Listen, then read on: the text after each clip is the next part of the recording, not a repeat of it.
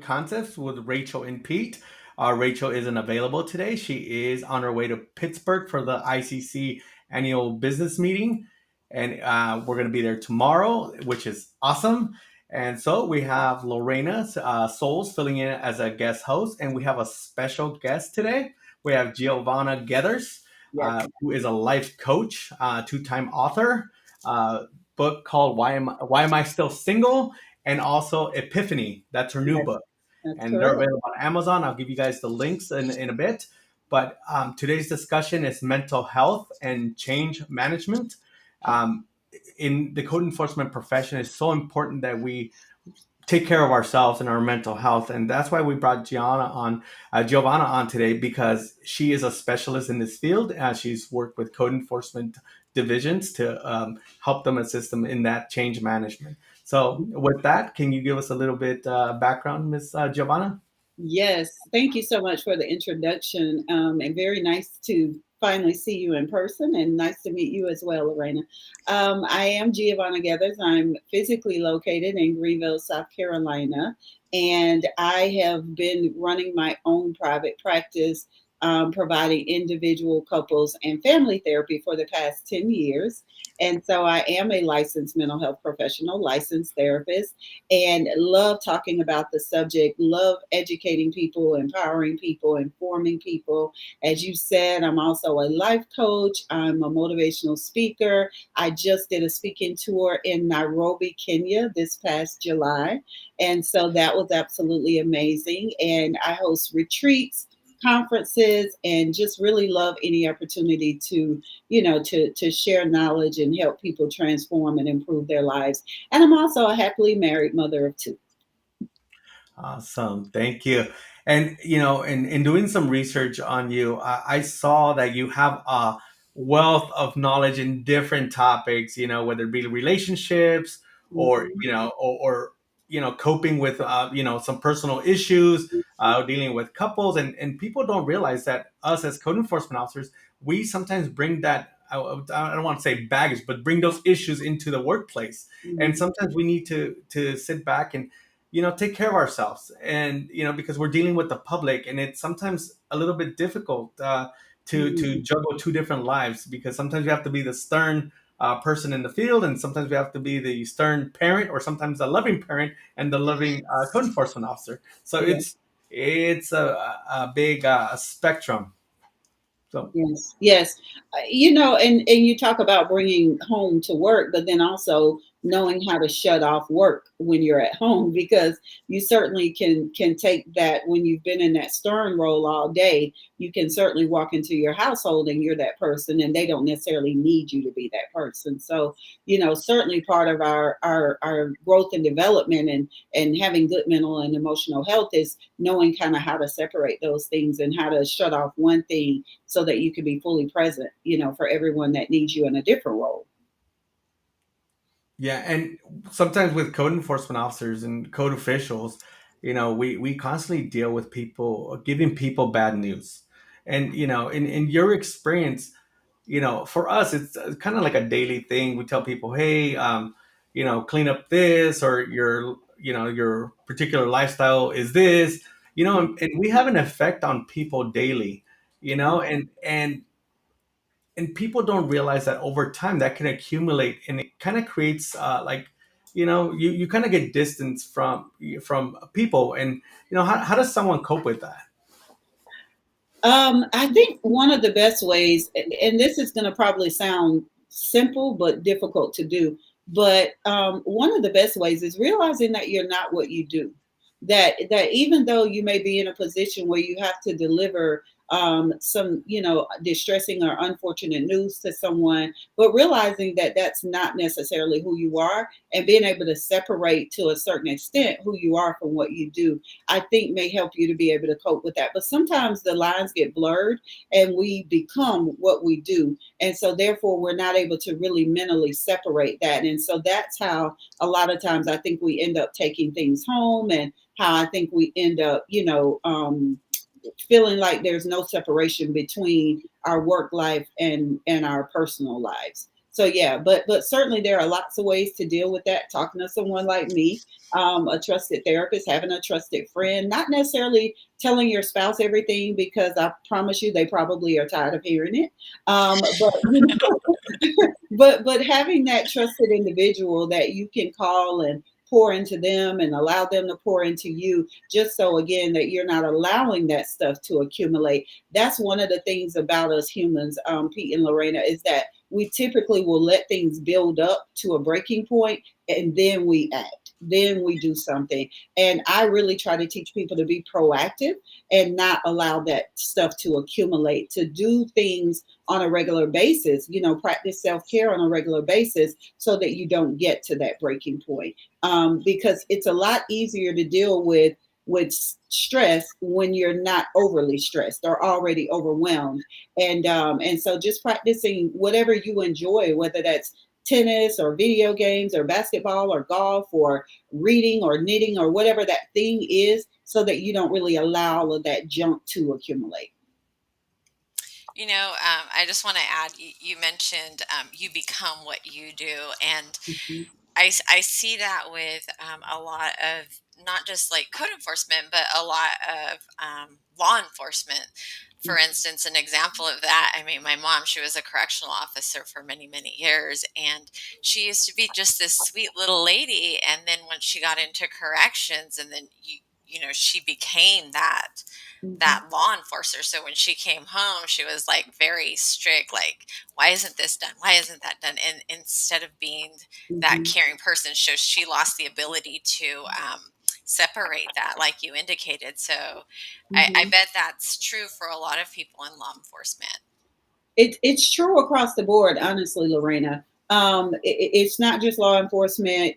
A lot of times it happens to, I'll share a personal story. I have a family member who is a manager and manages probably 300 employees a day.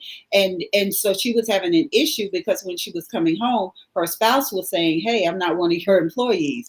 And so again, that's just how much we can really fuse with what we're doing and the role that we're playing throughout the day. And then we come into our personal space, and we're still carrying on those behaviors, and they're not necessarily as efficient when we're with our Yes. significant other. So yeah, that's definitely a good example. And it's the same thing that happens to people too, is when they lose their job, or when their lives happen in a way that things shift, and so now they may have been doing a certain job, but maybe because of an injury or because of some other reason, now they have to do something different. And people a lot of times will actually go into a depression, because so much of who they are and who they've identified with was their job, or was that other particular role that they were in. And so now they can't really transition very well. Professional athletes, another great example, just don't know what to do with themselves upon retirement, because I've been used to doing this thing, and now I don't know who I am apart from that. Right. And that's a very good statement, because one of the things that I've discovered I'm now in my 40s. So, and one of the things I discovered about myself in my mid 30s was how to love myself and who I Mhm, am, and and until I was like maybe 35, 36, I really didn't know who I was. I just had, mhm, it was, I would say it was a shell of me of what everybody else expected. Because if you asked me what my favorite color was, I didn't really know what my favorite color was or my mhm, favorite song was. I just, hey, I like everything. Well, mhm, no, there's something that makes you feel good inside. And what is that? mhm, I don't know. mhm. And yeah, so, and knowing yourself and knowing what you're capable of, to me, it's such an awakening. And when I hear, a lot of code enforcement officers, they don't know how to shut off the code enforcement. And, even I'm guilty of it. I'm driving down the street and I'm looking at everything and want to enforce everything. I'm like, no, that's not even my city. But we do have a question from our LinkedIn audience. Is, Okay. in this age of COVID, how do you keep home and work separate while driving, while working remotely? Wow, that is a really amazing question. One of the things I would certainly say is to have a designated workspace, if that's a possibility. I know sometimes for people that's just, it's just not physically possible, but having a designated work area, and so when I'm in that work area, then I am obviously committed to work, and then being able to leave that work area. I mean, literally closing the door, or the on your office, your home office, or if you just in a workspace at the kitchen table, making sure that you're actually shutting down your laptop and different things like that, just to kind of send a signal to your brain that I am now separating myself from work. Another thing would be minimizing those notifications. Some of us have our work emails popping up on our personal cell phones. We have all sorts of notifications, calendar notifications. Minimizing those notifications or shutting them off at a certain period. If something's not a crisis or urgent for you to respond to at that moment, then don't let it be a crisis, because naturally human behavior, if I see something pop up on my cell phone or on my tablet, I have a curiosity to click on that, and then next thing I know, I'm responding to an email at 9 p.m. when I should be watching a movie with my spouse. And so just setting some boundaries, learning to say no to things as much as you can, not just because there is a tendency to, when you're at home, you blur the lines, and so, oh, it's 9 o'clock, let me go and just do that one thing that I didn't get done earlier, when if you had left the office, you wouldn't necessarily do that. So just setting very clear boundaries between your workspace, whatever that is, if that's a physical office or room, close that off, shut it off at a certain period, and then don't go back in there until you're ready to start work again. And if that's a kitchen table or a dining room area or living room, then just make sure that when you're finished work, you now turn that space back into the living space that it is. And what kind of suggestions would you have for somebody? Because when I come home with my spouse, like, how was your day? It was good, and that's the extent of like my explanation Yeah. of my day. I mean, that's always been my Yeah. MO, where she would go to work for my wife would go to work for 4 hours and talk to me about it for about six, because she Oh, did a wow. play by play, Yeah. analysis of what she thought the other girl's issue was, and I'm like, so she's reliving her day. So how does somebody, is that healthy or is it not healthy, or how does somebody avoid doing that or not? Maybe I'm not communicating. I mean, there's so many factors, and things like that. Well, you bring up a really good point, and as you mentioned earlier, I do a lot of work around relationships and around some of the differences between men and women, and so just what you just said, she wants to tell me about her day, and it might last 3 or 4 hours, because women, we love the details, and so we're not just going to tell you about the issue we're having with a coworker. We're going to tell you what kind of shoes she had on that day, and that maybe the shoes didn't really match with the rest of the outfit, and so for men, you all just want the resolution. Okay, how did it end? What did you do? What was the outcome of that? You're not really interested in the details. Women are, and that causes a lot of communication issues between partners, because women want to share the details, and we want to feel validated and heard in that. And so that can cause a lot of friction when I'm working with couples. And so what I tell the women is, that's why you have girlfriends. Get you a good girlfriend, because she's going to appreciate all the details. She wants to know what color the shoes were. Your spouse, if you're married to a man, he doesn't necessarily care what happened, what was the outcome. And so I think that, recognizing that there are differences, and that you may not necessarily need that, Pete. Being true to yourself, I may not want to come home and talk about work, because I really may need a break and a separation from that. Because if you do come home and talk about work, then you're really never off work. And so I think you just kind of have to have some balance in that, especially when you're in a field like yours or like mine. If I didn't shut it off, trust me, everybody in my family would make me their personal therapist. Everybody that on my street, my neighbors, my friends, I would never be off. I would literally be doing therapy and motivating and coaching people 24 hours a day. And so I have to be very firm with my boundaries about, this is where this stops and this is where this starts. And my husband is not afraid to tell me in a heartbeat, you are not my therapist. I am not the client. And so when I do forget and I allow that to blur the lines a little bit, he is very good about letting me know I am not the client, you're not the therapist. And then I'm like, you're right. Let me shift back out of that. And so yeah, I think you just have to kind of know yourself in your relationship and be okay with that. And so we do have a coffee with my girlfriends that code Mhm. enforcement officers have. Yeah, I'm. It's funny because I'm the only guy that's a good. Hey, we're having welcome, ladies, and Pete. And that's only because I'm the techie guy by default, you know. Yeah. But you know, and listening to those conversations, I see what you're talking about. The deep, you know, the devil's in the details, you know. And Yeah. I'm Mhm. always like, oh, what? You know, and I listen to it, and I'm you know, I feel myself like, wow, you know, like my spouse goes through this daily, tells me about her day, and I'm sitting here listening to everybody else's day. I'm like, you know what? She deserves the same amount, equal attention. And you're right, Mhm. you know. So coffee with my girlfriends, shameless plug. Last Friday of the month for code officials. Mhm. Yes, it's such a good program. They have a lot of motivational speakers. You know, Oh, it's the women leaders in code enforcement.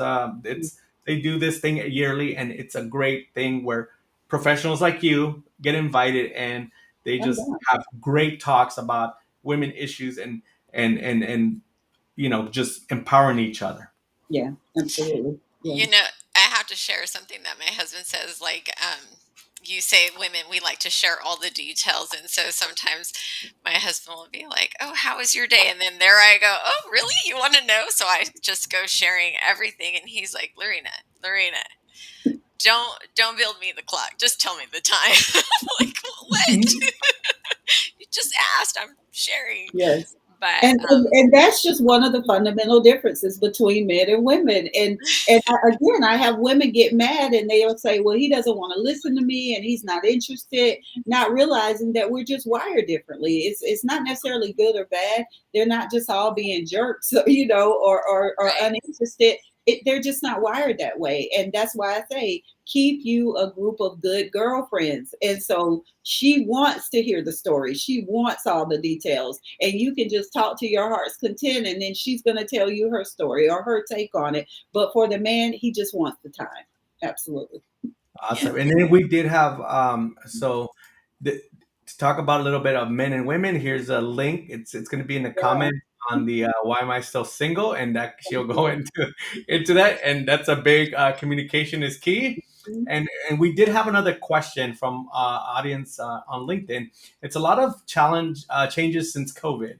How Mhm. should code officers deal with the transition and change in? Oh, it's the same question. Yeah. Oops. But I mean, it's a good question. So, Yeah. but, You know, I get asked this a lot, and I in Epiphany. There's a chapter called "Embracing Change," and I share that because again, as humans, we are hardwired to resist change. We like familiarity. We like comfortability. We like to do the same thing, especially if it's working. If it ain't broke, don't fix it. And so the problem with that comes is when there is a change that we cannot control, and so we begin to feel very overwhelmed and powerless, and then the thing that we do is we start resisting that change. And resistance brings distress. Resistance brings on depression, anxiety, again, just feelings of powerlessness and overwhelm and stress.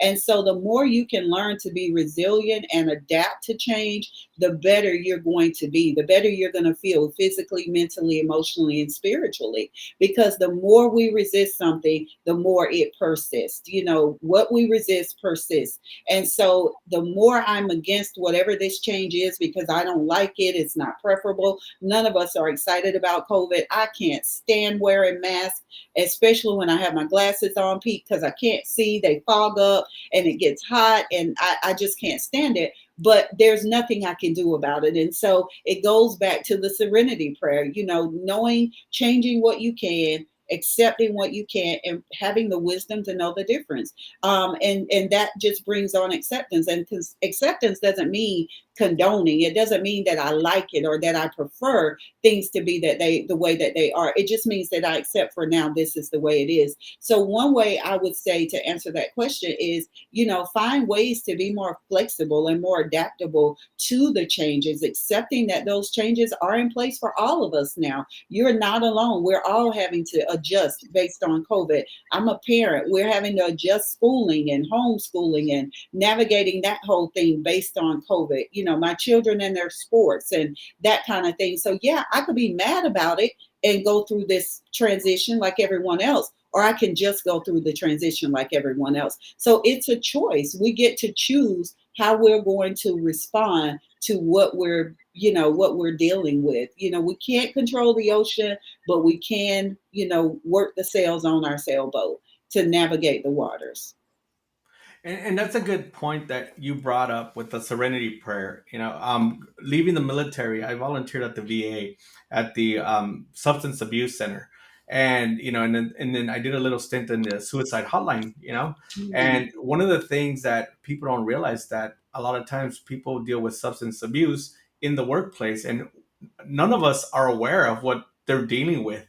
They're having these issues, and they bring these, and it changes. Maybe they're dissatisfied with the workplace, and they turn to substances to whether drinking at night just to sleep it off, and it just becomes a habit. Or some people just can't be present, so they take up prescription pills, and they walk around, and one of the things that I learned is like you don't really need to take any type of substance to just be high on life. Life is awesome when you take that perspective and you change it. It changes your mindset so much, because I sit on a lot of code enforcement forums, and I hear how people hate their jobs. And I my mentality is like, I get to serve the public today. I get to do this. I get to where people's like, oh, you have to do this because I'm this person, and then they get upset when people aren't complying. And I'm like, look, if you take a different mindset approach to say, I get to do this, I get to serve this, I get to help this person make their neighborhood better, Mhm. you know that there's a field of energy, and that just radiates around you. You in a podcast that I saw, you talked about those people around you, your circle of friends, and Yes. bad energy, and having those things. And you're a breathing coach as well. And and people don't realize that sometimes just taking a deep breath and relaxing does wonders for you. And can you go in a little bit of a little bit on this subject? Yeah, absolutely. And you actually verbalize one of the things that I teach my clients. It's not that you have to, it's that you get to, because there are so many people around the globe that can't. They're not able to. And so, I just came back from Africa, where I did a tour of some of the slums and different areas like that, and learned that the majority of people earn less than $1 a day. And so I get to go to work. I get to do this work. Not that I have to, I get to. And if you really don't like what you're doing that much, it goes back to the serenity prayer. God, grant me the courage to change the things that I can. If it's just not for you, then please find something that is more for you. But one of the things you said too, it's all about your mindset. Everything goes back to mindset. It goes back to choice. No matter what kind of day I've had per se, I've had a great day. My mother used to always say, any day above the dirt is a great day. And so no matter if I had a flat tire that morning, if I spilled coffee on myself, I've had a great day, because it's up to me to define how my day went, not the circumstances of my day. And some days that's harder than others. I get it, but I still make a concerted effort to do that. My happiness comes from within me, not the things that I'm experiencing. And that's also in Epiphany, a chapter on happiness, is that when we really define, what makes us happy, what fulfills us from within, we don't rely so much on external things like our relationships, our jobs, our friendships or different things like that, or our hobbies. We don't need to rely on those things to make us happy or to fulfill us or bring us a sense of enjoyment. And breathing, yep, it's the first thing that we do when we are born, and or it's the one thing we do, and it's the last thing we do when we expire. And so I teach people how to use their breath to manage anxiety, to manage stress, to manage feelings of overwhelm. I've had people that struggle with panic attacks use my breathing techniques, which I'll be happy to show you a really quick one for about a minute. If we have time, I'll show you one that's very effective that I have taught a lot of different companies and corporate settings, and the employees will still reach out to me and say, Giovanna, I had to use that technique the other day, and it really does work. And another good thing about the breath is always with you. So I don't have to go to a spa. I don't have to go to an ashram. I don't have to, get away and go away on vacation. My breath is there all the time wherever I am. So my breath is there when I'm sitting in traffic. My breath is there when I'm on the brink of an argument with my spouse. My breath is there when I'm standing in the checkout line with the new cashier, right? And so that's just something that's always available to us. It's just to slow down, stop, and breathe. I'm glad you shared that because I get really bad test anxiety, and so when right now I'm studying for another exam I'm going to be taking, and that's just one thing that I always remind myself, like especially when I get distracted, and you're in the exam and then you start panicking, and the one thing that brings you back to center is just plant my feet on the ground and take 3 deep breaths and say, okay, like you got this, you refocus, get back in the moment of things. And so Mm-hmm. breathing is very key. So yes, I would love for you to share Yeah. that 1 minute Sure. breathing Okay. technique. Okay. And you can actually do it longer than 1 minute, but again, typically I'm in a webinar and I'm held to a time limited. So I usually just do 1 minute to show people how honestly effective it is in just 60 seconds. So I encourage most of my clients to do it at least 3 to 5 minutes on a daily basis. If you wait until you're already in a crisis, now you're trying to bring yourself down from like a 10 to a 2 or a 1. But if you start to do it on a regular basis, then you'll realize that you don't always go to a 10 so easily or so frequently. And so everybody has 3 to 5 minutes a day to devote to themselves, to just sit and do some deep breathing. Like, you are so worth it. And so again, if you're going to make time to stop for that coffee at Starbucks, or you're going to make time to check Facebook and LinkedIn and Instagram, devote 5 minutes a day to yourself to just deep breathe so that you can start your day from a centered place, a grounded place, and you will notice that you're not so easily flustered. When you mention putting your feet flat, that's a grounding technique. And that's why it probably brings you back to center, because it is a grounding technique. Because again, when we start to feel like we're all over the place, that leads to a sense of overwhelm, which leads to a sense of panic. We humans need to calibrate ourselves. And so Yes. playing your feet and breathing is a great way to recalibrate and center and ground yourself. So, without further ado, I don't know if people are LinkedIn or watching, but take your right index finger and you're just going to gently press down on your right nostril. And then all you're going to do is breathe slowly and deeply for the next 60 seconds out of your left nostril. And I want you to kind of notice your level of stress before we start, and then notice it at the end. Okay, so let's start now.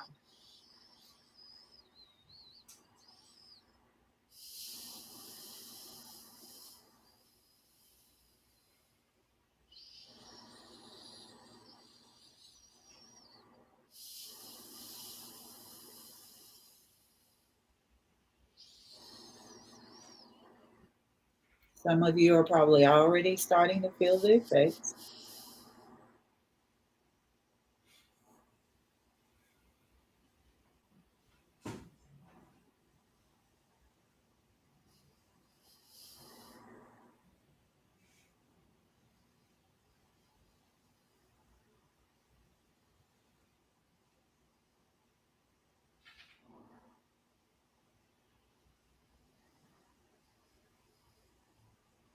5 seconds.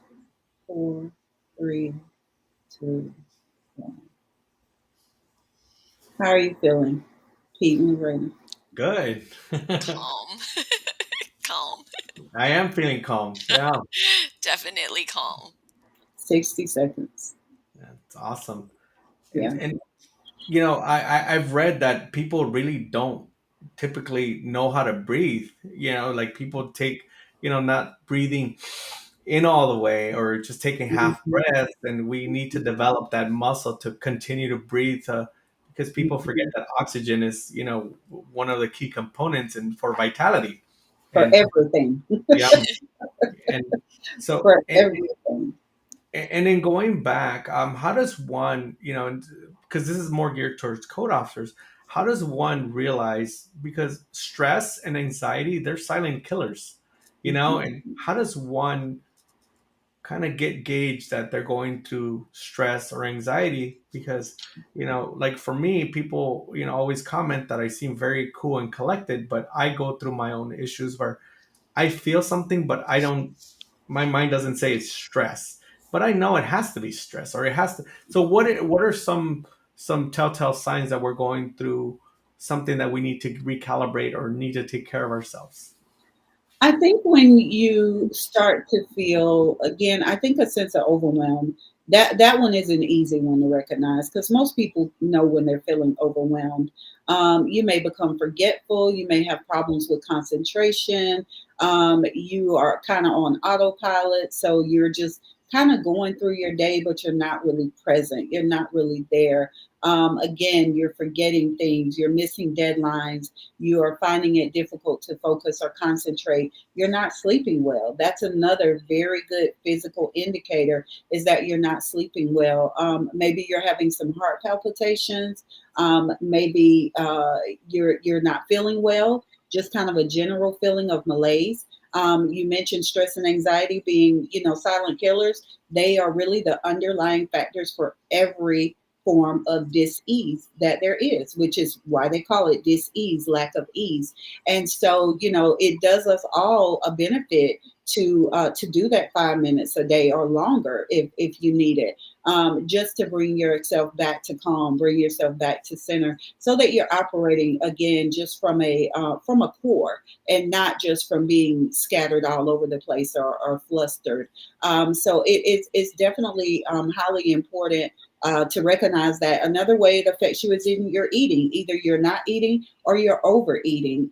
Recognizing if you use substances. Now you've gone from one glass of wine to now you need 3 glasses of wine just to unwind. Or maybe you've picked up some other bad habits. Maybe for women, or not just women, but maybe you're shopping more. Maybe you're finding a need to spend more money or shop, or Amazon has become your best friend. And so these are all the ways that we sometimes try to minimize and dampen those feelings of anxiety and stress. And some of them are very unhealthy, some not so unhealthy, but still not necessarily optimal or beneficial for us.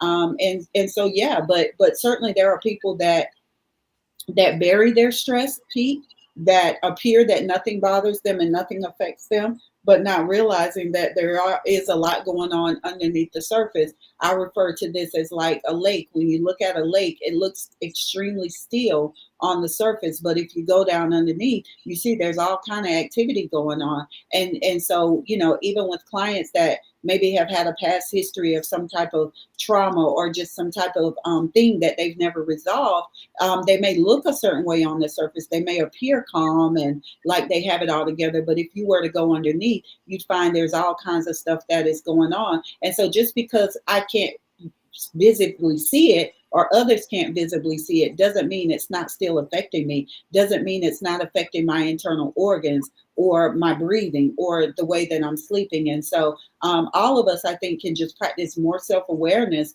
to know that when we really are stressed, and also knowing how much of stress is self-imposed. You have actually talked a lot about perspective, and I will honestly say I'm a person who just doesn't have a lot of stress. Now, let me clarify that I do have a lot of life.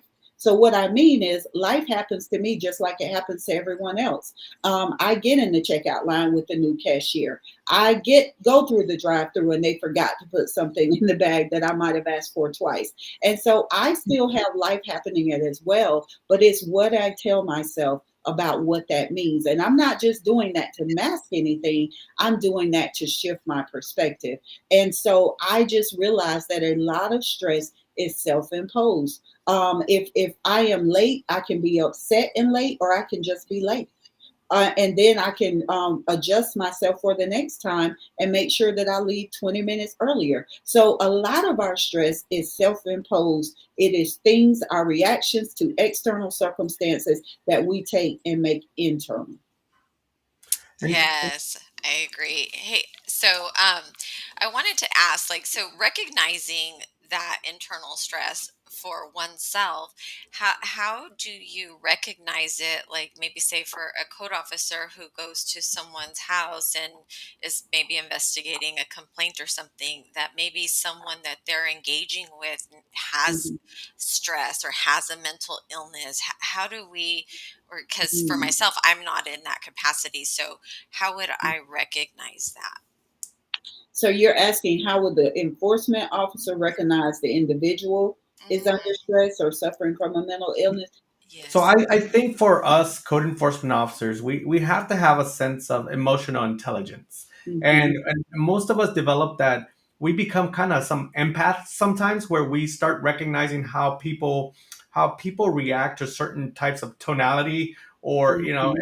and in being in code enforcement, we're dealing with these people, and a lot of times we have to be strong for ourselves, so we shut ourselves up on emotion, and we don't tend to realize what the violator's going through, if we're that breaking point for them. How does somebody use, like, I think Lorena's trying to ask, how do we recognize those things for us that aren't developed as good empaths, or can peg it on someone's emotional intelligence? What's a good tool to start realizing that there could be an issue with the person you're servicing? I think recognizing any outwardly visible signs, sometimes you just don't know until you know, until you can't avoid it. Even with myself, I mean, I can't automatically detect if someone has a mental illness, but if I interact with them long enough, then I can start seeing the signs, and I'll say, oh, I think something's going on here a little bit deeper than what I initially thought. So I would say looking at those outward visible signs. But again, some people are excellent at masking their emotions. And so you may not know until they explode. But I would definitely say paying attention to those outwardly visible signs, as you mentioned, having your own emotional intelligence. But it's also the way that you approach people. But sometimes I can approach someone with the best of intentions and it still not be received well. But just making sure that as I approach, that I am approaching them in the best manner possible. One of the big misconceptions is that we can't be forceful and kind, or that we can't be, strong and compassionate. And the reality is that we can. Those things don't have to be mutually exclusive. Either I'm compassionate and I'm a pushover, or I'm strong and I'm, callous, or I'm uncaring. And so finding ways to, understand or put yourself in that person's shoes as much as you possibly can, trying not to have as much judgment about why the situation is the way that it is. I think, the more we get back to just seeing people as humans like us, the better off we'll be. But we've so disconnected from that. And I think that's one of the downsides of COVID, because we've all been sort of forced to go online and just interact over the internet, that again, we're losing so much of that human component. But just seeing people as people and trying to understand that for you, this might be number six that day, but for them, it's the only thing that matters. Yes, thank you. And switching gears a little bit, I love the way you touched on us interacting with the public and taking care of ourselves, but sometimes in the internal, from the management perspective, when this is a Tuesday topic, but sometimes code enforcement officers go through a little bit of when it comes to change management. You have a new regime of going into a city, and we've done things that way, or somebody felt that they deserved the promotion, and or things are changing, or they feel obsolete, or people feel like get that reality check where maybe I didn't know as much as I thought I knew, when somebody new comes in, and it has a impact on their self-esteem. So as code enforcement officers, how does one deal with that? Yeah, I think it goes back to, again, two things we've talked about: change and how to navigate change and being more resilient and adaptable, and then also mindset and perspective. I can't stress those two enough. But sometimes your biggest disappointment is the thing that opens you up to your greatest opportunity. If you allow it to, people that have maybe a relationship ended and then they met the love of their lives, or someone has something else, they got rejected for this position but then a better position opened up later. And so we can't always know what everything means, and we can't always decide what it means based on just that external criteria. So, even if I didn't get that promotion, what does that mean? Does that mean I'm a failure? Does that mean that it's unfair and they don't like me? It's a racial thing, it's a sexism thing, it's a favoritism, nepotism type of thing? Or can I say, well, maybe it's just not for me at this time? Maybe there are other leadership or management classes that I want to take or engage in. Maybe your spouse is going to walk in 2 days later and said, hey, we're moving to Texas. And so you're glad because you couldn't have taken that position anyway. And so I think just the more that we're able to flow with life and not just have to always have that white knuckle grip on everything and be so in control of every variable and every aspect of our lives, the better off we're going to be. I've heard people say it's like water. Water is the most non-resistant force that there is, but water can destroy a city. And so for us, the more we learn to just embrace some of the changes in our lives and not lock down and be so resistant because it's not the way I thought it should be, or it's not going the way I want it to go, or things didn't turn out the way I thought they were going to turn out, then I think we make it easier on ourselves when we do that. And I'm not talking about being complacent or just not caring and being callous. I'm just saying, again, deciding how are we going to navigate the waters when they get rough. And I have a story I'll share with you. And back when I first started, I was a really quick high riser as far as promotion wise. And I got to a point where I thought I deserved a promotion, and they put somebody that had no experience over me, and it drove me batty. I could not handle it. And you know what? Now looking back, now that I'm in a different position, a higher position, I look back and I'm like, I wasn't ready for that position at that time. And it was, back then it was a tough pill to swallow because I somebody doesn't like me, they hate me, exactly what you said. And I took that, well, that kind of drove me to do other things like join associations, become a better version of myself. And it was Mm-hmm. because of that. But I could have taken that and just let it fester in me, and then I would have been just an employee that hated my job. And Mm-hmm. I think that happens to a lot of code people, where something didn't go their way and they didn't excel. So what's something that, to get out of the mindset, what would you recommend for somebody going through that? Yeah, one of my favorite philosophers, he was Turkish, Rumi or Rumi. I'm never sure how to pronounce his name, but I love a lot of a lot of his quotes. But one of my favorites is live as if everything is rigged in your favor. Live as if everything is rigged in your favor. So that means even the disappointments, even the apparent setbacks, even the rejections, even being passed over for the promotion. Live as if everything is rigged in your favor. So therefore, I now can look at my rejections or disappointments or setbacks or even my supposed failures as really just another way for me to succeed anyway. And so what you did was you took that and you utilized it to your advantage. And therefore now you're looking back and saying, I really wasn't ready, but look at all I gained in the process. And you're right. Many people will just shut down and feel like a victim and be angry and resentful, or they would have left the industry altogether. And so deciding, what if I live as if everything is in my favor? And how many people have talked about that they got stuck in traffic and only to learn that maybe 5 miles down the road there was a fatal car accident. And so if you begin to just trust the process, and that everything is rigged in your favor, then you can begin to look at some of the, again, some of the challenges in your life, or some of the, yeah, look at the challenges as opportunities. Maybe this is an opportunity for something else, because life really is for me.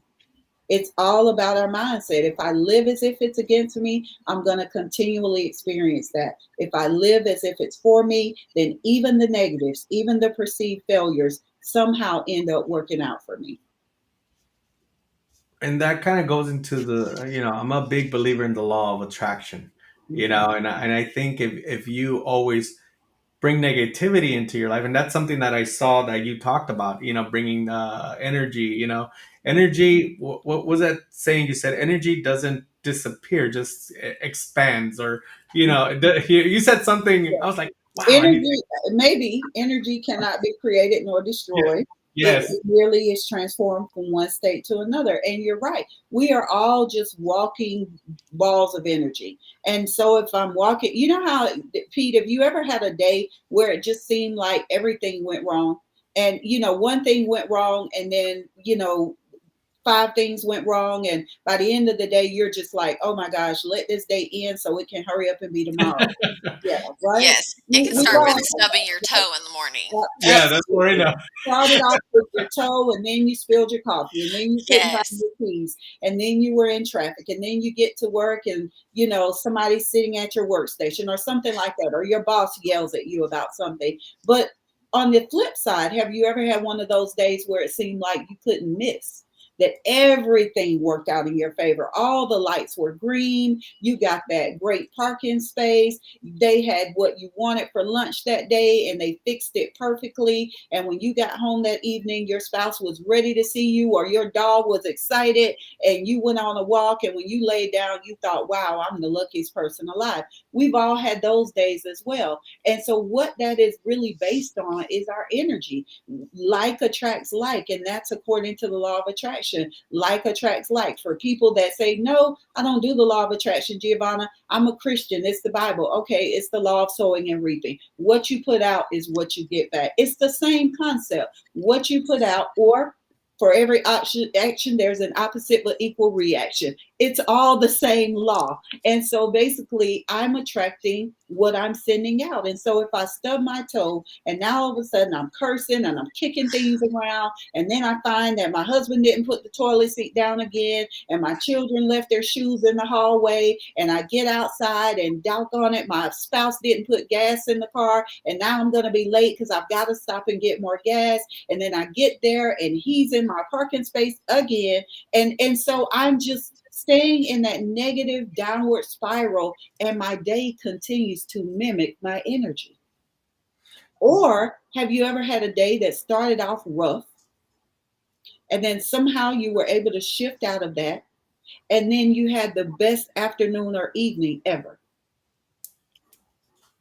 It's all just energy, and we're all walking around attracting or repelling all day long. Whether we agree with the law of attraction or not, whether we believe in it or not, it's still happening. And so I personally have just become a better manager of my energy. What is it that I want to send out? Because what is it I want to attract and experience? And so, again, if you're sowing a lot of negativity in your words, your thoughts, or your actions, that's exactly what you're going to get back. When they talk about the rich getting richer and the poor gets poorer, it's not always just because the rich people are dishonest and stealing. It's just because they have a certain mindset around money and they attract more of it. And the poor get poorer because they have a certain mindset around money and they attract more poverty. I agree. Oh, go ahead, Lorena. so going back to stubbing your toe in the morning and just setting the tone for the rest of the day, just going bad, right? Mhm. How do you say, okay, I stubbed my toe? Do you just recognize that and say, I'm not going to let that affect me, and let me just choose my attitude? And that's that mindset, right, that you're talking about, just Yeah. choosing that attitude Choose to your recognize attitude. you stub your toe, let's move on, Yeah. and instead of being What in if that. you laughed about it, Lorena? What if after it stops throbbing, you start laughing? What if you laugh about it and you say, I have done this again. I cannot, girl, you did it again. And you laugh about it.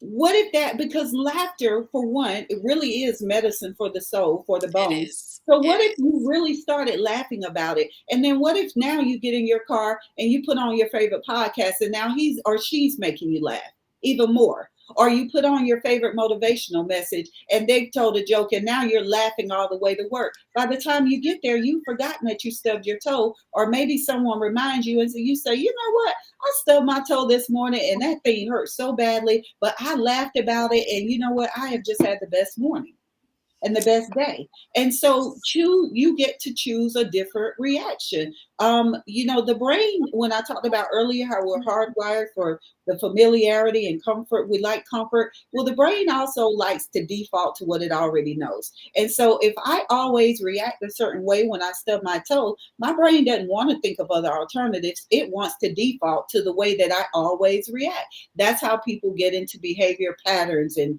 that's what forms habits. I've always done it. And then it becomes very difficult for me to break that because I've created a neural pathway or a path. So my brain just defaults to that path. But when I begin to create another neural pathway, even though in the beginning it may be difficult because I've got to create a path again. So just think about creating a path in a road.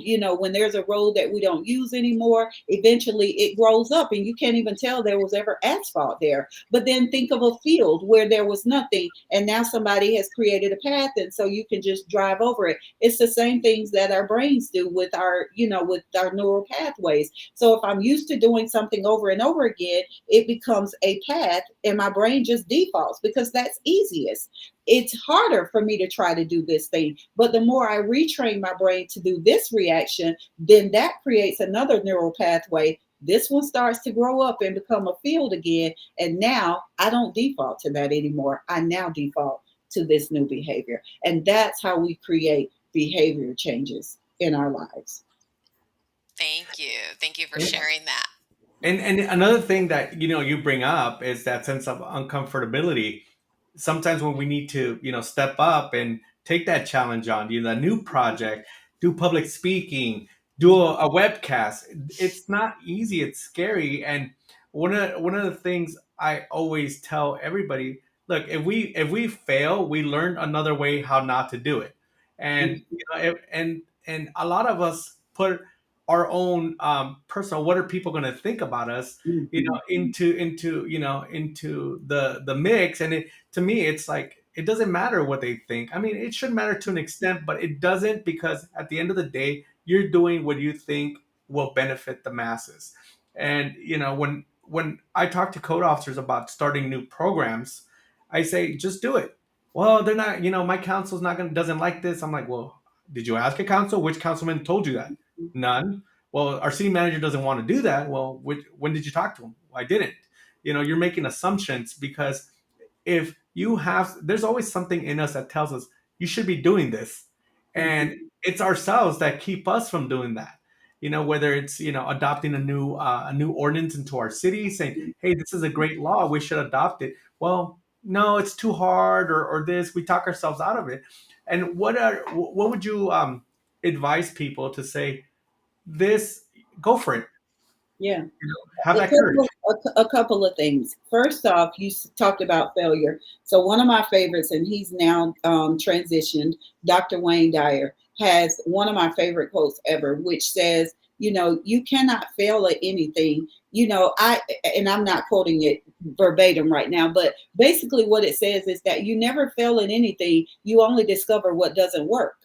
And so if you just begin to look at it as research, then you really didn't fail. You just discovered what didn't work.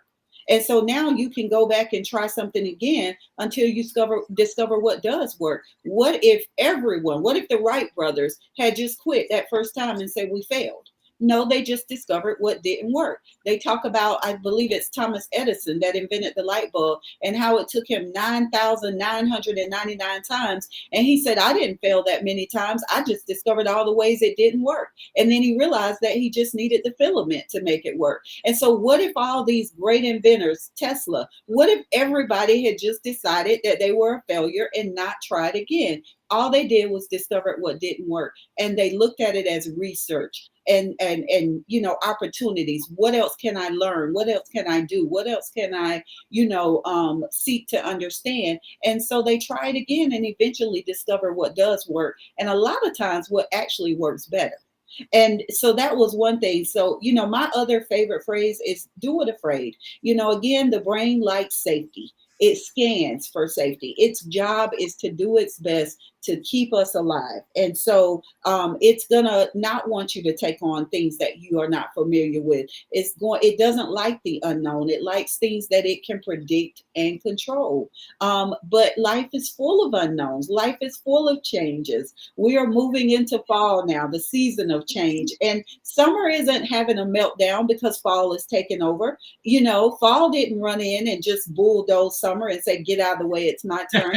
It happens naturally. It's a natural transition. And everything gets on board. The trees get on board. The temperature gets on board.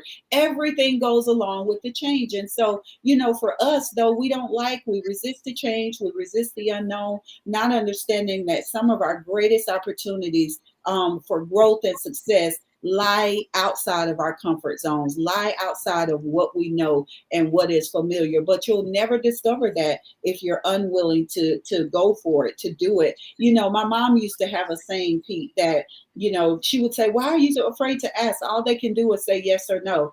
And for me, it wasn't the yes I was afraid of, it was the no. And and so I would say, well, mom, that's kind of, they can say no. The no is what I'm fearing. But now I don't even say that anymore. I say all they can do is say yes. Now, they do have the option of saying no, but because I'm setting my expectation up at the beginning, usually 95% of the time, what do you think I get? A yes. Yes. A yes. All they can do is say yes. And again, my brain understands intellectually people can say no, but I'm not setting up that expectation. I'm setting up the expectation that I'm going to get a yes. And if I don't get a yes, then I'm going to ask someone else until I do get a yes. And so I would just say go for it. Whatever it is, you're never going to know if you don't make the call, send the email, verbalize what it is you're thinking about. Take the chance. When we were children, we looked for adventure. We looked for challenges. We didn't always want to do what was safe, but the more we get older and we, become socialized and we conform to the way things are, we just become safer and safer and safer, which makes us more fearful and more fearful. And then all of a sudden we're living in this little bitty box. You try to put a 2-year-old in a box and tell me what happens.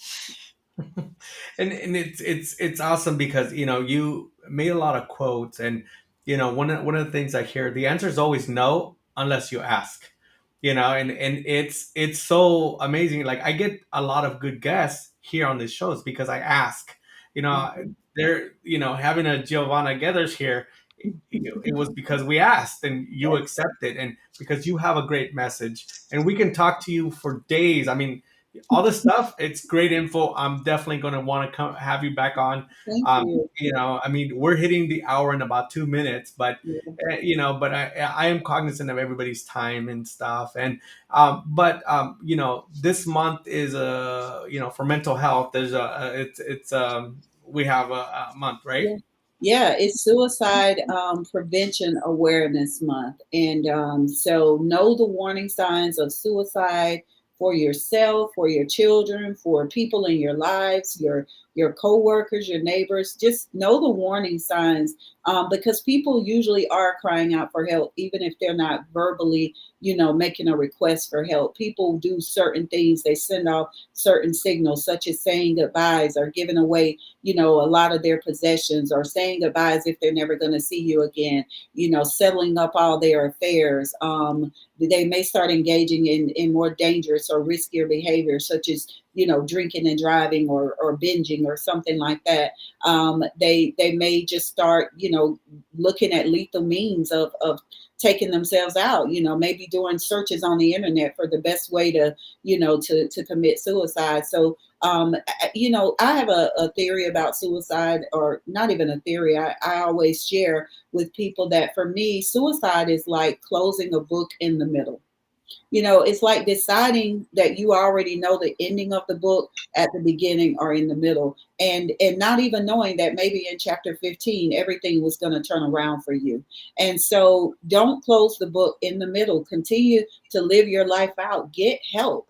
Reach out, get a therapist, go to a psychiatrist, get on medication if that's what's required. Your life is worth it. The universe has a wonderful way of doing away with what's not necessary or essential, like the dinosaurs. And so if you are here and you are still alive and breathing, that is because you are still serving a purpose. We need you. Stick around.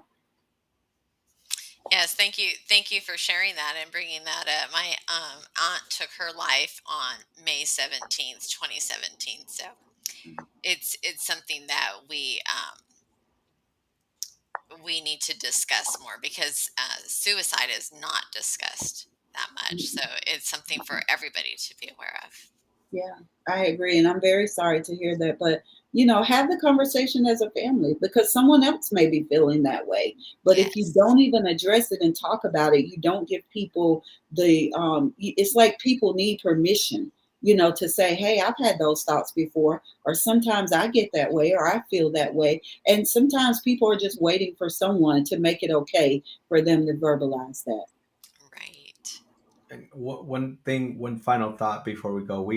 The probability of us being a human, it's in the millions, and we're here. We were special enough to be selected to be alive, and Mhm. we live each day as like to the fullest. And I think that is, when I talk to people going through something, and it's always good to like see the beauty in everybody. It's something that we have to take the time and say, you know what, you might be annoyed with the guy, you're like you say, you're paying for gas, and then the guy's buying lottery tickets. You're like, but you're but you know what, they're here, they're there. You have to appreciate, you know what, the guy's there, we're here, we're here, we're alive, and just thank you for being here today. And Yeah. we really appreciate your time. It was And my pleasure. I had a ball. Thank you all for having me. And I would love to come back, certainly. And awesome. thank you for sharing the links for my books as well.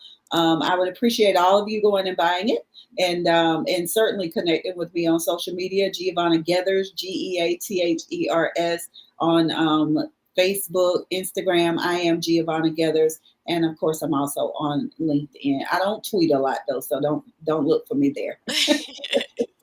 Well, thank you, Miss Giovanna. It has been a pleasure. Thank you. The pleasure's been mine. thank you, everybody, and thank you for tuning in. Bye.